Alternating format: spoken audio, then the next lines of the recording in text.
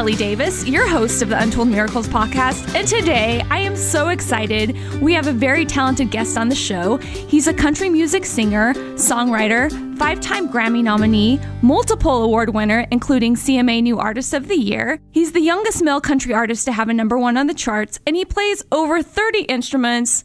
Mr. Hunter Hayes, welcome to the podcast. What an intro. I don't know if I can really live up to all that stuff. Oh, I think you can. You know, I first met you back in 2011 at CRS, and I just want to thank you and acknowledge you for your amazing support of Children's Miracle Network hospitals, specifically our Children's Hospital in Nashville, Monroe Carroll Jr. Children's Hospital at Vanderbilt. You've just been an amazing supporter for so long, and I just want to thank you so much. You do live up to your introduction, but even more so with all of the support you give to not only our charity, but so many charities out there. Thank you for saying that. I appreciate that. We got to spend time together earlier this year in Hawaii at the Ace Hardware Golf Shootout, and you got to meet Casey, a cancer survivor, and she shared her story. And I'm sure you've met many kids along the way in your journey as a musician. Have there been any stories or one child in particular that stood out to you? The introduction that you mentioned actually was pretty impactful. Getting to hang for a second and talk and hear the stories. I mean,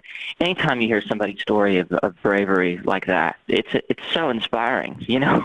I mean, in this creative world, we write about things that inspire us, and we have to face our fears, which are so small. They pale in comparison, and it's absolutely life-changing when you get to talk to a whole family and get the entire scope of what they've been through and how strong they are, and you never get the sense that it's been hard for them. There's always strength.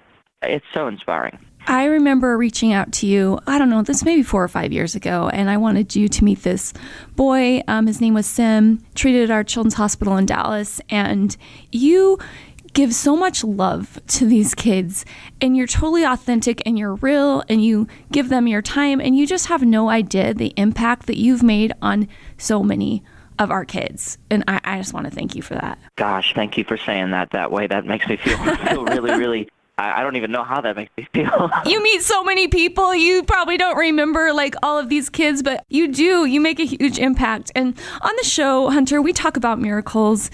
I feel like you've had a pretty miraculous career, starting at age 4 when you were on stage with Hank Williams Jr. with your little accordion, singing Jambalaya, performing on the White House lawn for the Clintons, opening for Taylor Swift and Carrie Underwood, performing at the Grammys, having #1 hits. Would any of this happen if your grandma didn't give you that toy accordion at 2 years old? No, absolutely not. None of that would have happened without every single person that I've met in Nashville since the day that I moved, and since before I moved. You know, there's been so many people, so many little things that have happened that have absolutely propelled everything into this sort of race that I feel like I was on for at least the first couple of years. It was just this fast train, and none of it would have happened without so many people. I can sit here for days and tell you about just random people that I met in the most unlikely circumstances who introduced me to this person, who introduced me to this person.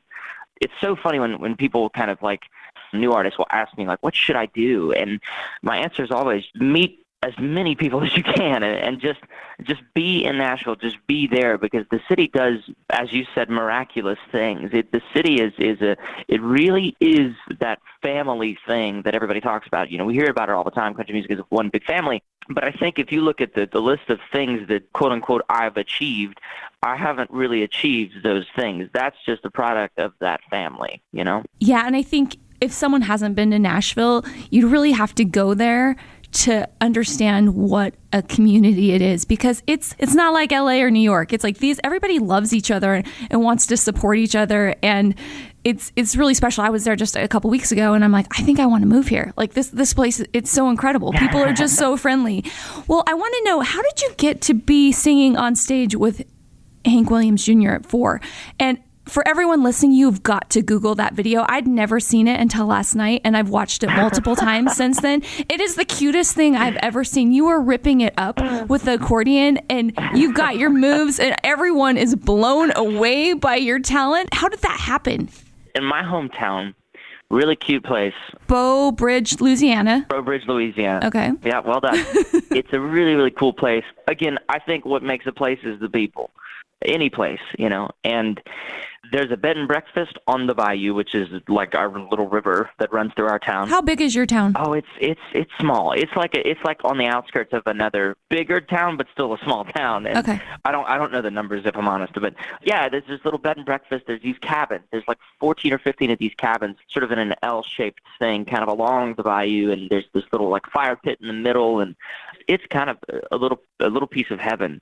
The family that owns it, the Sauniers, have always been friends of my family's and my mom and dad's. When I was growing up, they had these jam sessions every Sunday, and they also made, boudin and crackers, which I can't even explain to you, but they're Cajun delicacies. It's a special thing. It's a special kind of food, and there's two kinds of people in the world. Rocky, the guy that sort of owns it and runs it with his wife, there's two kinds of people in the world. People who haven't met Rocky yet, or people who are Rocky's best friends. And Rocky's just one of those guys who makes friends with all the superstars that come to town, and he knows Hank, knew Hank, brought me backstage to meet Hank when he came to Lafayette, Louisiana, and then, lo and behold, we meet Hank. He gets to know my parents, my family, and invites us out to, this sort of Texas Motor Speedway, this big country fest that was happening at the time. And Rocky actually introduced me to quite a lot of people.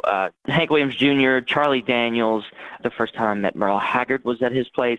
He has kind of this really cool, safe environment that everybody wants to kind of come and hang when they're in town for a show. They sneak over to Bayou Cabins just because he's one of those people that just, makes you feel good. A miracle worker. Yeah, he really is, honestly. He does a lot of good for the community, for our little town, and for the people in it. So that's kind of how that came to be. Sorry, that was a really long version of that story, but a really cool guy. Well, you mentioned your cute parents, Lynette and Leo, and I got to meet them a couple years ago at a benefit event you were doing with Lady Antebellum for the hospital in Nashville. And I've never met more humble, kind, sweet people. I just love them so much. You can tell that you are who you are because of them. Oh, thank you. I love them too. I'm biased. And it's been amazing too, because I'm so blessed that they're here in town. Being an only child, I was lucky that they moved to Nashville with me. They made a big move. Our history is that we don't really make big moves like that. We don't do anything very fast either. We don't make fast decisions, quick decisions. We think about things. We ponder for a while before we make big moves. And moving to Nashville was a big one. And we did it very quickly, all things considered. And the fact that they're still here and that I've gotten to know them now on a totally different level, because growing up, you don't appreciate, one, where you're from, two, the people around you. Mm-hmm. And three, we live in this fast-paced lifestyle. Like, everything's so quick. I've been really fortunate now to get to know them as people here in Nashville and really appreciate kind of what made them who they are, and obviously thus appreciating the massive impact that had on my life growing up and wanting to be a musician, and the fact that they weren't musicians but still supported me. And that story is so tailor-made. I couldn't have even dreamt it up in my wildest dreams, Well, tell me, when you were younger, what were your dreams?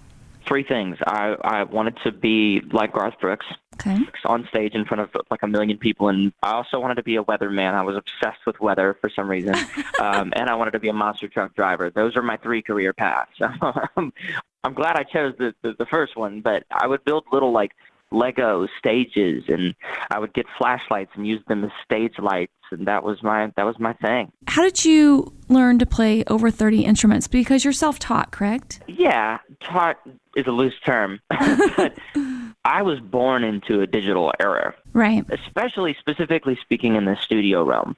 When I was, learning about the studio, when I was wanting to kind of have a home studio, it was all pretty readily available, which is, I got interested at the point at which it became affordable to have a home studio. You weren't looking at spending hundreds of thousands or even thousands of dollars. You can have a home studio in your bedroom, and I could at least in middle school, and it was digital.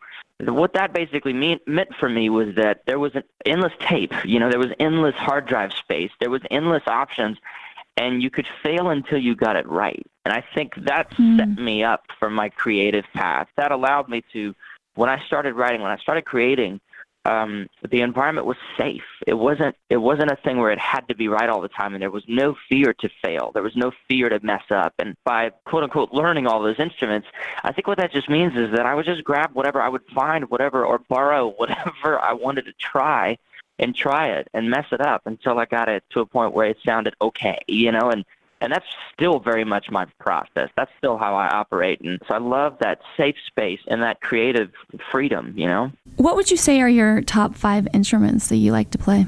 I know it's probably hard because there's so many. Yeah, that is tough. I'm glad you said top 5, though. Everybody asks for a favorite, and that's just not a fair question.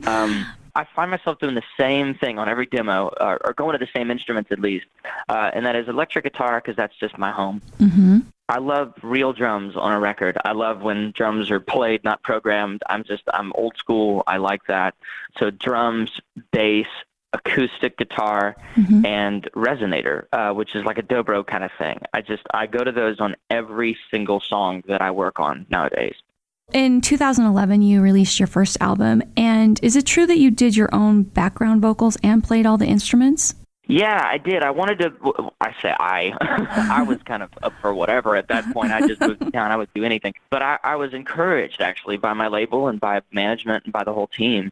I did my demos just kind of like figure it out. Do it by yourself, like do it yourself project, right? And I would just play whatever I could find, like I was saying, and just create. And I think they wanted that same sort of free spirit on the record. And we knew that we weren't going to get that if we threw the songs that I had written sort of into any other kind of process, whether it was, with multiple studio musicians or in a certain environment where, it was just kind of get taken and run through sort of a machine, which they were wanting to kind of preserve the weirdness right. of what was on the demos, what I had kind of worked on, and good or bad, it was different.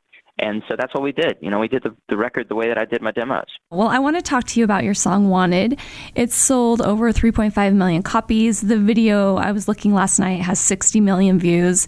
And for those people, if there's anyone on the planet that hasn't heard this song, I want to say these lyrics right now because I can't tell you how many times, Hunter, I have listened to this song. Oh, I love this song so much, but I want to wrap you up, kiss your lips. I want to make you feel wanted. I want to call you mine. Hold your hand forever, never let you forget it. I want you to feel wanted. Where did this song come from?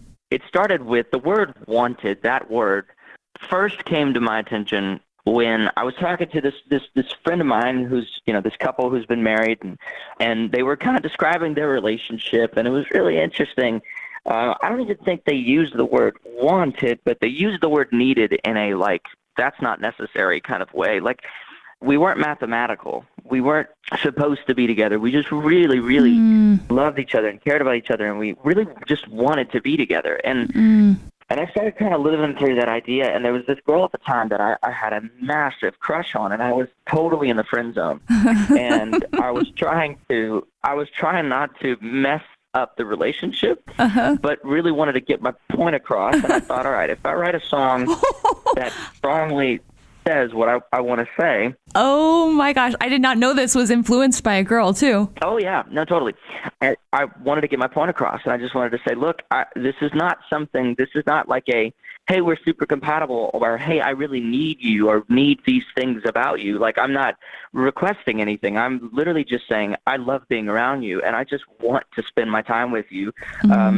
Zero questions asked. And so I wrote the song, and I made a demo as quickly as possible, and I played it for her, actually, I think that weekend, and the hint was never taken. It did not get the photograph. I just didn't set it up right. But what came out of it was what I really wanted out of a relationship, I guess. What my brain thought was the dream. It did not accomplish at all what I intended for it to accomplish, and in fact, created basically my entire career.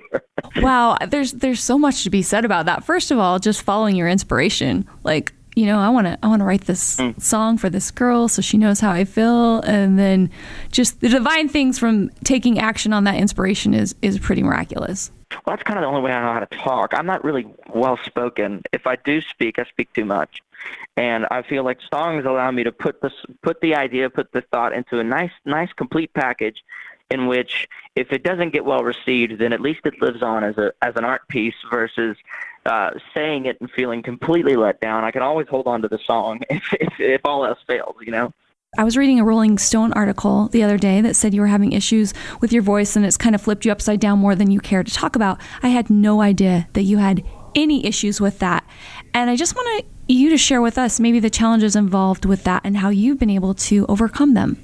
My voice changed, and every guy's voice changes at the age that mine started changing at. And I had no idea that you go through your second biggest voice change at the time that I had just started going on the road and playing 200 shows a year. Oh my gosh. And some years down the road, you know, my voice is changing, and I'm still singing things in the same key that I was when I was 18, which I should not be doing, you know. And then what comes from that is you know, kind of like dealing with significant insecurities in that particular realm, being in front of thousands of people, and then being critiqued on that on stage in front of people in a spotlight, you know, having those insecurities kind of just be kind of attacked, you know. And it's scary, it's painful, it's hurtful, it's all those things. And it really showed me how much I love being on stage and how much I care about it, because it wasn't something that scared me away. It kind of made me need to address it and look at it head on and just say, what is the problem and how do we fix it? What do you think was the biggest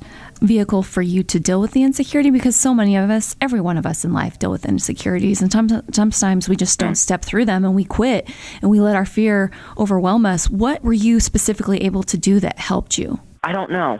Honestly, I don't know. I don't know how I got how I get through a lot of challenges. But I think I looked at being on stage as the like absolute. This is not a compromise. Like, this is not compromisable. This is not an optional thing. This is life. This is what I want to do. It's what I'm meant to do. You know, this is just becomes a problem solving kind of mission. You know. Yeah. And it's just there's no exceptions. There's no other alternatives. This is what I want. This is what I love. This is what I care about. It's what I want to do. And let's figure it out, you know? I love it. I want to talk about how innovative you are with your music. You recently did a very cool virtual reality video this year with yesterday's song. And right now you have a really cool part series. It's a 3-part series called Pictures, which is a way for you to release some new music. Tell us where this innovation comes from and how you keep up with the music industry and staying relevant and doing things different than anyone else in the industry. It's not as much innovation as it is just trying to figure it out. I mean, it's just, you know, it's this fast-paced world. There's so many ways to do things now. It used to be pretty cut and paste, you know. Every record was put out the same way. You did the same sort of promotion tour, and you pretty much knew what it was going to look like every time you put out an album. Now it's different, and it's awesome. It's honestly kind of like daunting because there's so many different ways to do it. There is no right or wrong, and I think every artist kind of owes it to themselves to really try stuff and figure that out. And that's really all we're doing. That's all my thing is. It's just, let's just try stuff, you know. And there's no bad version of putting out music. You just do it. You just try it and see how it works. The Pictures thing is definitely an experiment, you know, and luckily so far a very successful one. And Rescue was a big experiment. That was a kind of a true test of concept, and it proved itself, because it all comes down to the fans. It all comes down to what they want. Thank heavens I'm surrounded by incredibly creative people who are not sort of stuck in the routine of things, and they love trying weird stuff just like I do, and we commit to it. You know, we love it, and so we do it and we commit to it. Well, speaking of your fans, yesterday you posted on social media through Spotify that 61 countries are listening to your music, 9 million fans, and 5 million hours that they've been listening. What does that mean to you? That just goes to show you exactly what we were just talking about. There are so many new ways to look at this industry and look at music, and those numbers alone, I think, say to me how much the sort of musical world is changing and how many people are finding our music through that particular platform. It's mind-blowing. When I look at those numbers, when I got them in a text in the morning and I was like trying to process that, it's hard to process because it's hard to even, I don't know that I could name that many countries if I tried. I would have a very hard time too. I don't know that I've ever, I could picture that many people on any kind of visual scale. So it's mind blowing to think that we sit in, my basement here at the house and just work on songs, just 3 of us songwriters, work on a song all day. We exhaust ourselves over certain lyrics, and we don't take a lunch break until we've got a chorus that we love, and then we work on it in the studio maybe 2 or 3 people at a time here at the house, just working and working and working all day on a drum and bass part, and then I'd sing these vocals at 2:00 in the morning, and all this is done in a vacuum in the hopes that somebody's going to hear it and like it. And I think that puts it in perspective, that that crazy idea that somebody's going to hear it and like it is actually humanly possible. Hey, do you want to play games for a good cause? Join Extra Life, a community of 50,000 gamers all over the world who play games to heal kids at Children's Miracle Network hospitals. Find out more at extra-life.org.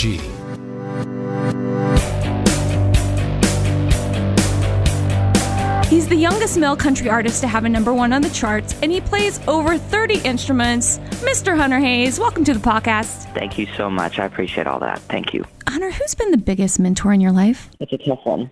And you can't include your parents, because I'm pretty sure they're top of that. They're at the top of the list. I mean, yeah, obviously. I would even put them, first and second, and I wouldn't want to say which one's first or second. But okay, your third mentor. How about that? That's fair. I like that. Okay. There are so many people in this business, but I have to say Dan Huff has always been a massive influence on me, because he's just a great dude.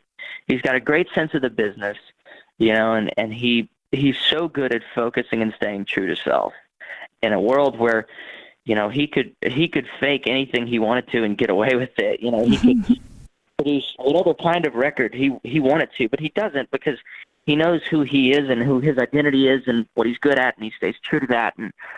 And he keeps me true to self. And I think, we actually hadn't talked in a while this year, and we just met for breakfast not too long ago, and I missed that influence on my life, because it's not just about music. Music is about the human self, and he's so great at approaching that side first, human self first, and I really, really admire that. Tell me the favorite song you've recorded. Rescue, I think. Rescue combined a lot of topics for me. And everyone needs to go watch that video. Buy the song, watch the video. It's incredible. Thank you for that. Yeah, well, David Garibaldi is the one who's painting in the video, and he brings that song to life in a really cool way. And I'm speaking of the video. He has these splash paints, and he's creating different art during the video, and I've never seen anything like it. It's amazing. How did you come up with that concept? I actually saw him at a CMA education gala. It was honoring music educators, and Little Big Town was hosting, and he did a performance and blew my mind, because he did it in like 5 minutes, and he does this painting right in front of you to music. It's all choreographed with music, or he lets kind of the music lead the way, which is really cool, and then he flips the painting upside down, and you realize that he's been painting upside down the whole time, so that you wouldn't figure out what it was until the very end. And he didn't do that for the video, but CMA actually connected us, because we wanted to do some things for music education with the song, and they were stoked about that, and so they credit to them. They connected David and I, and he flew in. It was super quick too, last minute, and just crushed it. Did exactly what you see in the video. There's very little sort of time that it took for him to actually do that, so we had to capture him as quickly as possible. Do you have a favorite song of all time? Not of yours? I don't think my favorite song of all time would be mine. It would go to somebody who influences me. I'm going to say, because this year was kind of a nutty one for me. It was crazy. There was a lot of transitions. There was a lot of changes. This song had a big impact on me. A buddy of mine, his creativity is unmatched, and his dedication to his craft is incredible, especially considering that he does this, like, sort of quote-unquote in his spare time, right? But he made a record called Flying that I loved. I listened to it 4 songs in. The whole scene changes, and it goes to this piano and this orchestral approach, and it's a song called Flying. Is it on iTunes? It's on. I believe it is on iTunes. It's on Spotify for sure. I've played it 500 times. And can I find it just by Flying? Cody Fry. Cody Fry is his name. CODYFRY. And the song is really inspirational, especially if you've been through anything that has scared you. It will make you cry. Prepare yourself. It's really incredible. Oh, I love it. I'm so excited to listen to it. Hunter, do you have a motto that you like to live by? This year was my year to breathe. And I feel like I'm thinking in terms of this year, just because as we come to a close, I'm being reminded of things like Spotify put this thing out where it's like, listen to the songs you listened to this year. And for me, every song came with a picture. Cody's record, for instance, I found when I was out on a tour of military bases, and we were out in Guam and Japan at the time, and that was the only record that I listened to when we met in January on that trip. That was the first time I've ever been to Hawaii, and I only had one day. I just flew in for the event. And I only really had one day to see where we were. Which was very sad to me that you could only come in for like a day and then you were out. It was worth it. I would do it over again just like it. But I listened to Charlie Worsham's record for the first time in Hawaii. So forever, Southern by the Grace of God will be stamped with a sunset coming back into the little cove there where the event was taking place. And so anyway, so I feel like this year I'm feeling very nostalgic now that I'm hearing all this music, but it was my year to breathe. I think I move really fast, and when something great happens, I'm not great at sitting there and just taking it in. I'm really bad at like, okay, what's next? Yeah. And this very sort of fear-based, fast-paced mentality. And I think this year was a year to just kind of like hit the brakes, slow down, look at where you are at all times, and really appreciate it and really take it in. Even the bad, the stuff that I thought was bad was actually life-changing, and it changed me as a person in a great way, and like I in a way that I'm very grateful for. It would have never happened if I hadn't sat there and just really embraced where I was, and maybe it was tough, and I got a lot out of it. That's kind of my thing right now is breathe it in, and really look around. With all of the accolades and many things that you've done in your career, what has been your most proud moment? That's a tough one. Because I know we all have defining moments in our lives. I had one a couple of years ago, and I was in Orlando with all of our Miracle kids, and we had one kid from every state that was there, and there was this girl that couldn't walk. She had cerebral palsy, and she had to go walk on stage to get a medal, and she literally lifted her feet out of the chair and walked on stage to get it. And in that moment, like, I knew I was doing the right thing at the right place for the right reason. And I know with everything that you've done, there's been some incredible moments where you're like, wow. Yeah. What is just that one moment where you're like, wow? Well, my instinct is like, okay, well, go to numbers, which is so dumb. But like the business side has trained me to like, what do I think of? Well, I think of whatever, numbers of record sales or whatever. Mm-hmm. And those things are totally worth celebrating. Absolutely. But they kind of like, they mean something. They do mean something pretty significant. But what's more powerful is I got a text from a friend of mine who has an incredible story. Mm-hmm. And I met him through a friend of a friend, and actually we had dinner last night, and he was in town. His wife was here on business, and we were just hanging out, and he's been through a lot. I don't want to share his story just because it's his to share, but mm-hmm. It's inspiring. And it's life-changing just to talk to the guy. And he's an incredibly strong individual, and he has an incredible perspective on life.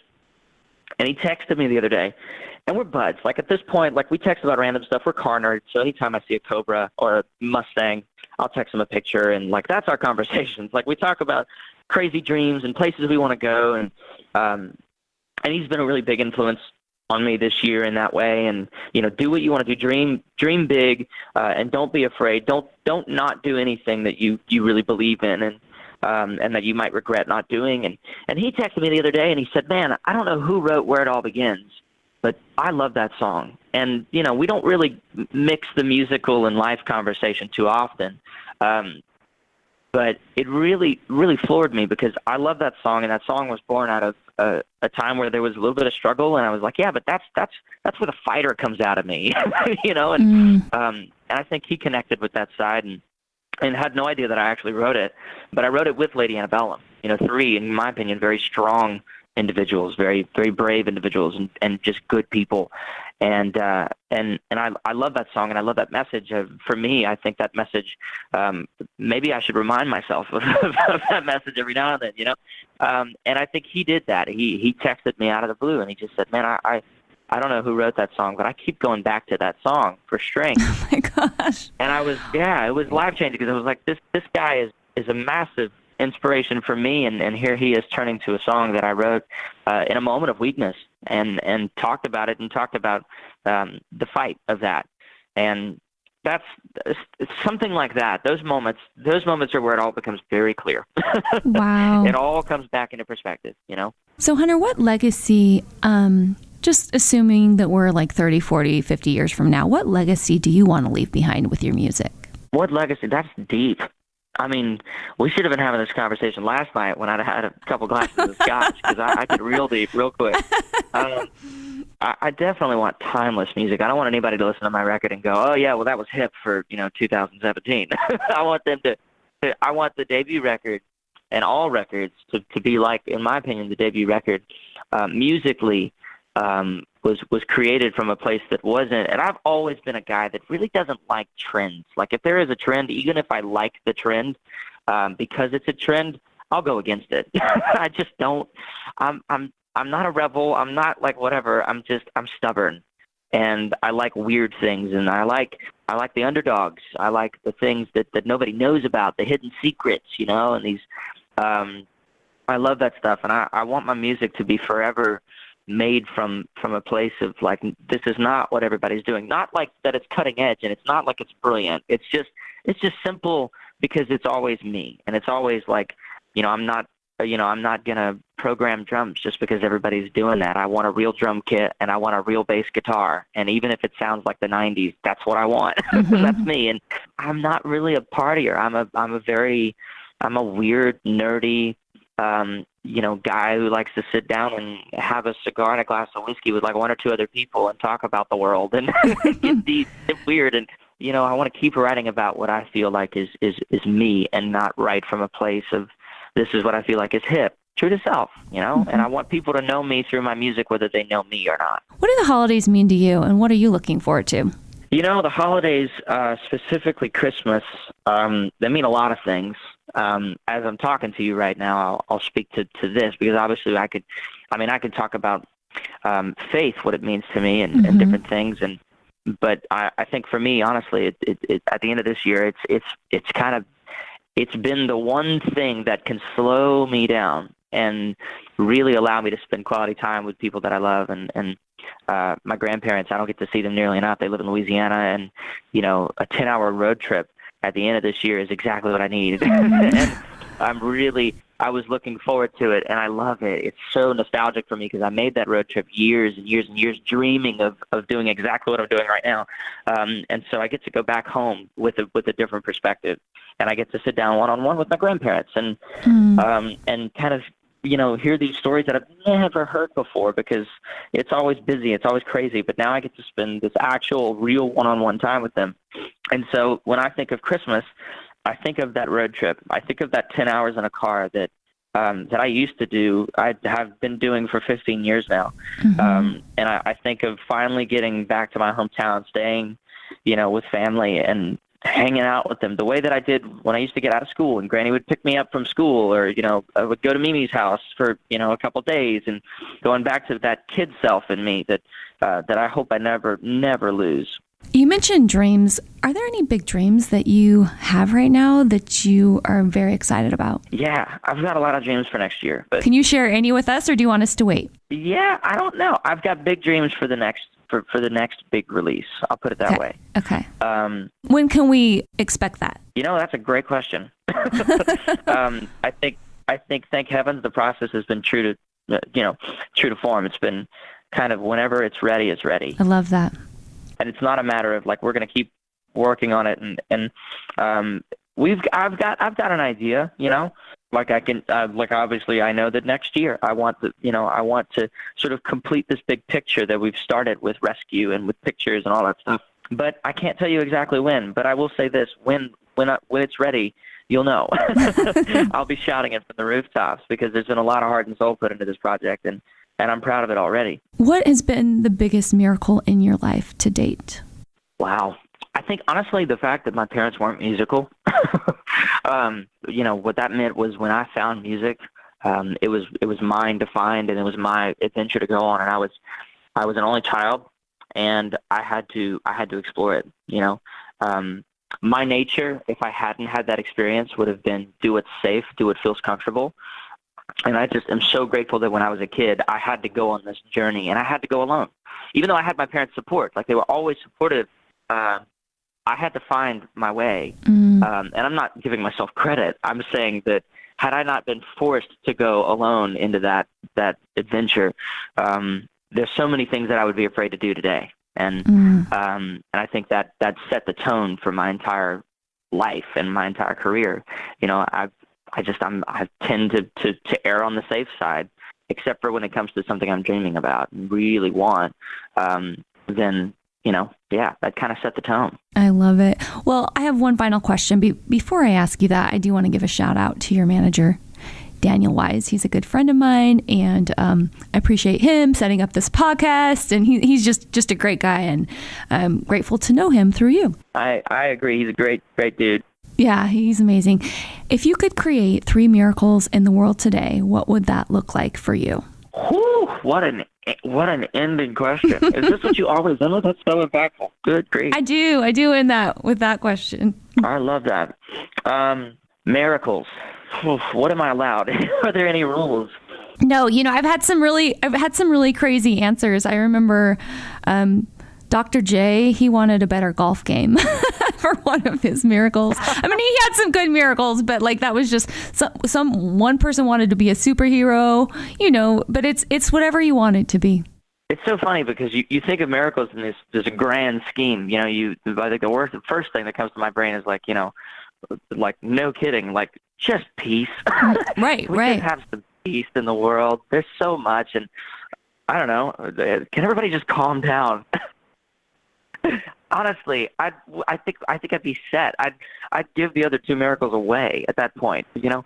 And I can't even imagine what so many people who are listening to this can tell me at this point. If they could interrupt me, I can't. I would love to hear what they have to say, because miracles can be the smallest things that make the massive impact, right? Absolutely. I mean, how many times has a perfect stranger changed your life in a way that they will never know, and you'll never be able to find them and thank them for it? Gosh, I would want any young person who has a crazy dream, if I could have one miracle, it would be to silence any voice of fear that tries to speak into, you can't do that, or you shouldn't do that, or that's probably not a good idea. I want to silence that. I love that. Maybe just silence fear in general, right? Like, because it's a driving force, and it's something to be appreciated. I think anytime fear kind of comes into my world, I look at it as a fuel. But at the same time, I think it can be very toxic, you know, and I think that honestly is what leads to so much panic and so much of the chaos in our world is based on that. So I think, I don't know, if I could give everybody the choice to silence fear, that would be awesome. Well, Hunter, I just want to thank you so much for your time today. I really appreciate you being so authentic and vulnerable and real. And I really hope listeners got the chance to see and feel you, because I've been in this industry for a long time and I've met a lot of celebrities. It's hard to meet someone like you. Like, you've never been anything but kind and humble and genuine. And that just means a lot to me. And I think it means a lot to everybody that you interact with. And I just want to thank you for all you continue to do to help save kids' lives, treated at children's hospitals all over the country, and have an amazing 10-hour drive up to see the grandparents. And thank you again for everything, and happy holidays, everybody. Thank you so much. I appreciate all that. Thank you. Thanks so much for tuning into this week's episode of Untold Miracles. To support your local children's hospital and create a miracle in your community, go to cmnh.co/Untold Miracles to help create a miracle in your community today. $1, $5, $10, all the money stays local to help kids in your community. And if you enjoyed this episode, text LOVE CMNH to 51555 to let us know and subscribe for more.